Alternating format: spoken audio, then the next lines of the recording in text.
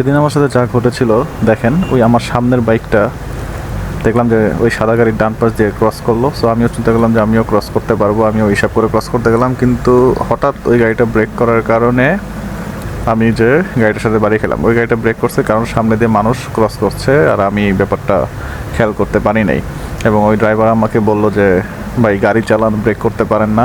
আমার ভুল যেহেতু, আমি তার সাথে একটাও বার্গেনিং করলাম না, আমি তাকে জাস্ট সরি বললাম। সরি বলে এবং আমি সামনের দিকে আগে যেতেছি। আমার মনটা অনেক খারাপ হয়ে গেছিলো যে আমার গাড়ির কি অনেক ক্ষতি হয়েছে কি না, না কি হয়েছে। আমার নতুন গাড়ি 1 মাসও হয় নাই।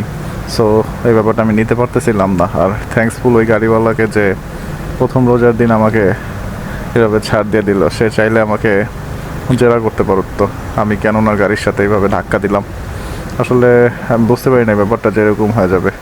সো আমি গাড়ি থেকে নামলাম, নামার পরে দেখলাম আমার কী কী ক্ষতি হয়েছে আর আমার গাড়ির কী কী ক্ষতি হয়েছে। ফার্স্ট অফ অল আমি দেখলাম যে আমার আদার এখান দিয়ে হালকা একটু সাদা হয়ে গেছে, মানে কোনো প্রকার ফাটে নাই, কিচ্ছু হয় নাই, তেমন কিছুই হয় নাই আমার।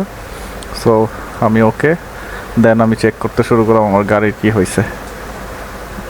আল্লাহর অশেষ রহমতে আমি আমার নিজেকে দেখার পর দেখলাম যে আমি সম্পূর্ণ ঠিক আছি। দেন আমি গাড়িটাকে ভালো করে চেক করা শুরু করলাম, গাড়ির কই স্ক্র্যাচ পড়ছে। কিন্তু মজার বিষয় হচ্ছে আমার গাড়িতেও কোনো প্রকার স্ক্র্যাচ পড়ে নেই, যেটা সামনের গাড়ি পুরো ব্রেক করে দিছে। মেরা পাল, কবলটা ভালো, কোনো স্ক্র্যাচ পড়ে নাই তেমন। এই যে একটা দাগ পড়ছে, দেখি না পলি আছে, পলিটা উঠছে খালি। ভাই এই যে জায়গায় দাগটা পড়ছে আর কোনো জায়গায় তেমন একটা পড়ে নাই, এটাই পড়ছে একটু স্ক্র্যাচ।